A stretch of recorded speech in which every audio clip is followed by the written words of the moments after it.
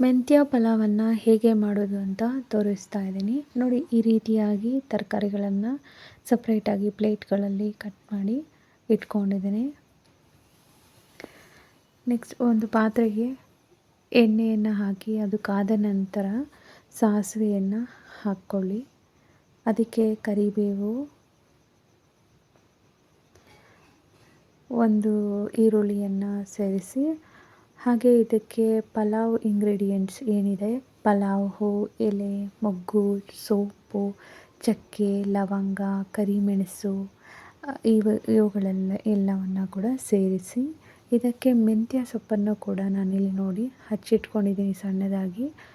ಒಂದು ಅರ್ಧ ಕಟ್ಟಷ್ಟು ಸೊಪ್ಪನ್ನು ನಾನು ಇಲ್ಲಿ ಬಳಕೆ ಮಾಡ್ಕೊತಾ ಇದ್ದೀನಿ. ಇದನ್ನು ಎಣ್ಣೆಯಲ್ಲೇ ಒಂದು 5 ನಿಮಿಷಗಳ ಕಾಲ ಚೆನ್ನಾಗಿ ಬಾಡಿಸ್ಕೋಬೇಕು ನೋಡಿ. ಈ ರೀತಿಯಾಗಿ ಅದು ಒಂದು ಹಸಿ ವಾಸನೆ ಹೋಗೋವರೆಗೂ ಕೂಡ ನಾವು ಹುರ್ಕೋಬೇಕಾಗುತ್ತೆ.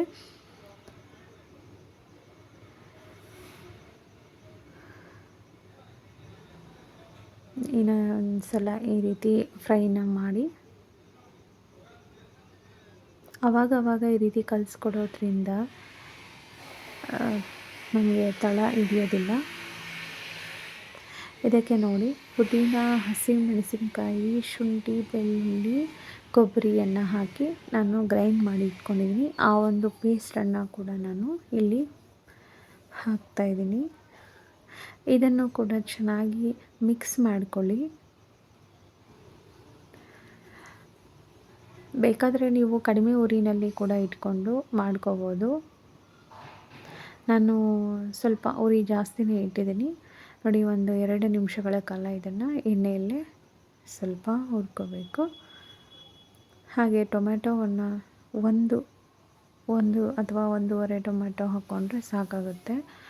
ಇಲ್ಲಿ ನಾನು 1 ಗ್ಲಾಸ್ ಅಕ್ಕಿಗೆ ಮಾಡ್ಕೊತಾ ಇರೋದು. ಹಾಗೆ ನೋಡಿ ಇದನ್ನು ಇನ್ನೊಂದು ಸಲ ಮಿಕ್ಸ್ ಮಾಡಿ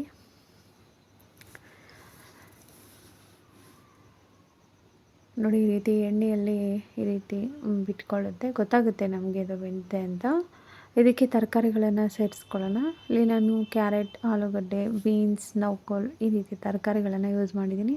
ಹಸಿ ಬಟಾಣಿ, ಹೂಕೋಸು ಈ ಥರ ಎಲ್ಲ ಯೂಸ್ ಮಾಡ್ಬೋದು, ತುಂಬಾ ಚೆನ್ನಾಗಿರುತ್ತೆ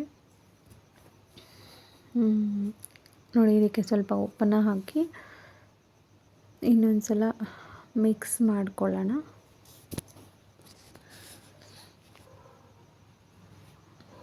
ಅದಕ್ಕೆ ಸ್ವಲ್ಪ ಅರಿಶಿಣ ಪುಡಿಯನ್ನು ಹಾಕಿ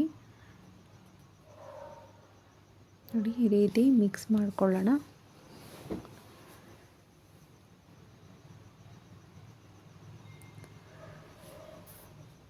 ಇದಕ್ಕೆ ಗರಂ ಮಸಾಲ ಒಂದು 2 ಸ್ಪೂನಷ್ಟು ಹಾಕ್ಕೊಳ್ತಾ ಇದ್ದೀನಿ. ನೀವು ಗರಂ ಮಸಾಲ ಇಲ್ಲ ಅಂತಂದರೆ ಚಿಕನ್ ಮಸಾಲ ಮತ್ತು ಮಟನ್ ಮಸಾಲ ಈ ರೀತಿ ಫ್ರೈ ಪೌಡರ್ಸ್ ಬರುತ್ತೆ, ಅವುಗಳನ್ನು ಕೂಡ ನೀವು ಬಳಕೆ ಮಾಡ್ಕೋಬೋದು.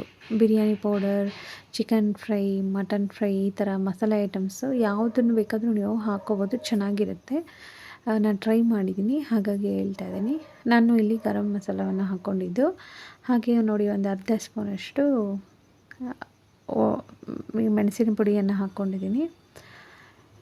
ಇಲ್ಲಿ ನೋಡಿ 1 ಗ್ಲಾಸ್ ಅಕ್ಕಿಗೆ 2 ಗ್ಲಾಸ್ ನೀರನ್ನು ಹಾಕ್ಕೊಳ್ಬೇಕಾಗುತ್ತೆ. ಸೊ ನೋಡಿ ನಾನು ಈ ರೀತಿ ಅಕ್ಕಿಯನ್ನು ತೊಳೆದು ಹಾಕ್ಕೊಳ್ತಾ ಇದ್ದೀನಿ. ನೀರು ಆಲ್ರೆಡಿ 2 ಲೋಟ ಹಾಕಿರೋದ್ರಿಂದ ಅದು ಕುದಿ ಕೂಡ ಬಂದುಬಿಡ್ತು. ಇದಕ್ಕೆ ಅಕ್ಕಿಯನ್ನು ಸೇರಿಸಿ ಚೆನ್ನಾಗಿ ಮಿಕ್ಸ್ ಮಾಡೋಣ. ಇದನ್ನು ಕುಕ್ಕರ್ನಲ್ಲಿ 1-2 ವಿಷಲ್ ಹಾಕಿಸ್ಕೊಂಡ್ರೆ ಸಾಕಾಗುತ್ತೆ, ಅನ್ನ ಬೆಂದು ಬಿಡುತ್ತೆ, ತರಕಾರಿ ಕೂಡ ಚೆನ್ನಾಗಿ ಬೆಂದಿರುತ್ತೆ. ಈಗ ನೋಡಿ ರೆಡಿಯಾಗಿದೆ, ತುಂಬಾ ಚೆನ್ನಾಗಾಗಿದೆ ಅನ್ಕೋತೀನಿ, ಚೆನ್ನಾಗಿ ಕಾಣಿಸ್ತಾ ಇದೆ. ಧನ್ಯವಾದಗಳು.